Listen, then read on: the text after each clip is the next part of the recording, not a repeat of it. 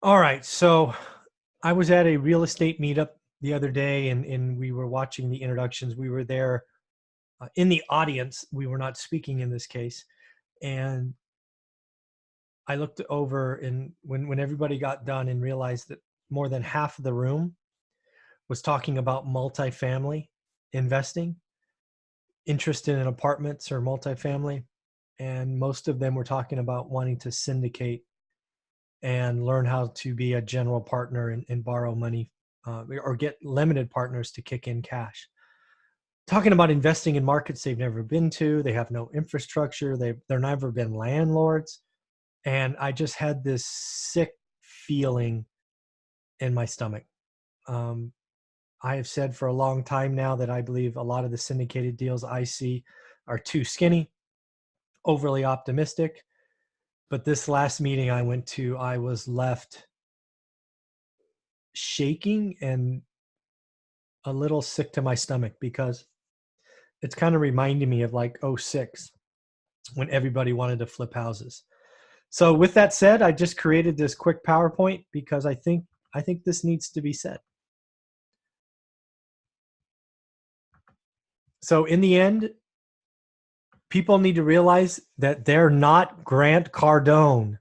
I know Grant Cardone is all over YouTube, all over Facebook, 10X events. He makes it look so easy, but you're not Grant Cardone.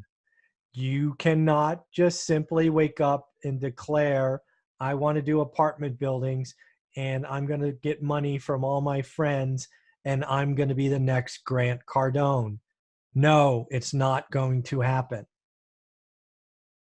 Again, enough is enough. This last meeting I went to freaked me out. Everybody was talking multifamily and apartments with no experience, and they were talking about being syndicators. The game's over. There are too many people in the market. Look at a video I did about a week ago where I shared Grant Cardone is buying in a new market because I theorized he couldn't make deals work in another market he has deep roots in. This market is the top is being blown off. And if you're getting in now, you and your investors are going to get hurt. Yes, I get it. You see Grant Cardone, the Flash, and all of you think you are smarter than he is. I get it. I get it. You tell yourself, man, if that idiot can do it, I can do it too. Well, I'm not going to compare IQs or anything of that nature, and you may be smarter than him. But what you're not appreciating, and he has been in the game, in the hustle for decades. You are looking at a soon-to-be billionaire and all the flash, not realizing that his hustle started a decade ago, if not further. It's like looking at somebody at the end of a marathon and you're still stretching at the starter's line. It's not fair. Don't do it to yourself. Grant today is a machine with nearly endless supplies of capital. He has access to power, both in the country and outside. And I am sure his team is looking at plenty of off-market deals. Yes, he's getting stuff from brokers. Yes, he might be looking on stuff in the MLS, but I guarantee you brokers are calling him first or second saying, I got this. I got this. I want to talk to you before I have to put it in the listing service or whatever. He is looking at more deals than you are. You need to appreciate this. It's you. You're not going to be Grant Cardone today. I am sorry. It's just not. It's not practical. Don't do it to yourself. I think something we all would benefit from is going back and watching some of his early stuff. In his early stuff, he was a lot more humble. He was a lot less, hey, look at me, I'm a billionaire. His early stuff, his drive, his hunger, when he was talking about 20 and 30 unit apartment buildings, there's some good stuff there. It gets wiped out with all the flash that he talks about today. But look at his stuff from a couple of years ago. It's amazing stuff. Here's the other truth. Most people won't work as hard as he did. Do you realize he had to be working 100-hour weeks on multiple different businesses for decades? The guy's work ethic is up there. His ability to have multiple streams of income, books, seminars, management fees, placement fees. Oh, it's frankly impressive. Whether or not you get in line with what he's doing or not, that's a different equation. But he worked his butt off for decades. Again, you're looking at him today going, oh, he's on his jet and he's in 5 different countries and he's in vacation and staying at these 7-star resorts or whatever they are. You're a fool. Go back and look at what he did 2, 3, 5 years ago. The man didn't sleep. It's impressive if you take the time to go back and look.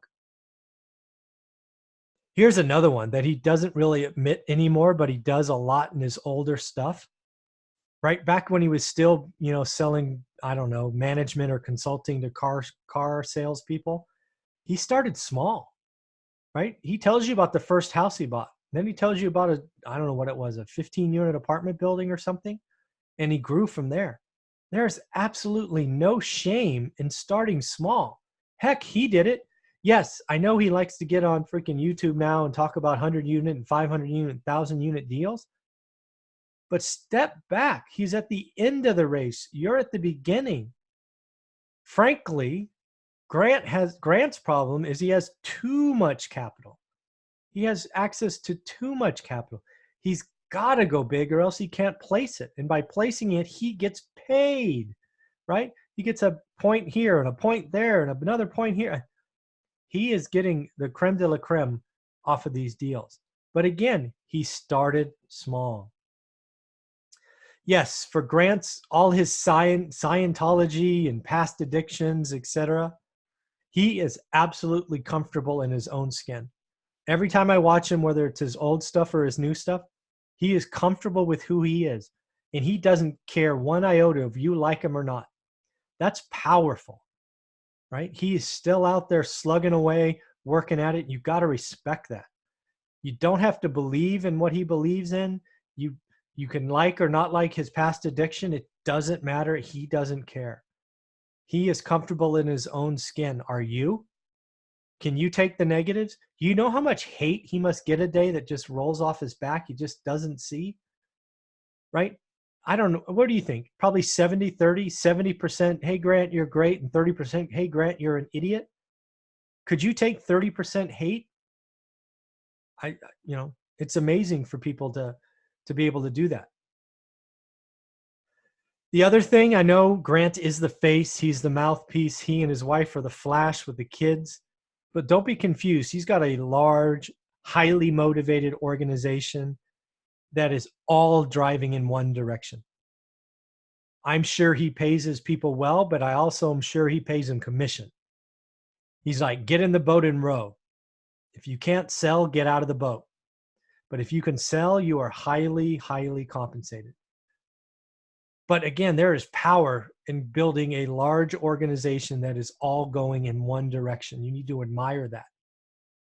Think about how you can do it. If you can't have a large organization, heck, how can you have a couple of people rowing in the same direction?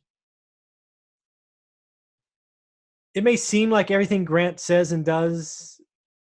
I'm sorry. I may not like everything Grant says and does, but I respect the hell out of him, what he's built. I really like his older stuff, if that's not clear by now. Go back and look at his stuff from a couple of years ago, before he went on this I want to be a billionaire kick. I find his old stuff to be like a B plus on the motivation scale and practicality. A lot of his new stuff, I guess it's just not for me. I don't need to see the glitz and glamour of a Bentley or the private jet or the watch, the freaking watches. Oh my God. I mean, oof, enough. But again, if you want to attract that audience, I get it. It's okay. So I still respect what he's done. And again, it's self-made, right? He wasn't given anything. You've got to respect somebody who's built it themselves. Now, of course, he's got a big organization, a supportive wife, all that good stuff. But, you know, he's the captain of the ship, and you got to respect him for building that. So in the end, I got to tell you, that meetup scared me. I've said it. I mean, you should follow me on Instagram. I put out daily kind of quotes. One of them is, hey, when there's a market frenzy, I get out of the way. This multifamily, man, whoa. I think it's going to go up still. I just think 2020, 21 is going to be the top. And then given what we saw last time with the crash, 3 or 4 years later, it's going to be painful. So scary stuff.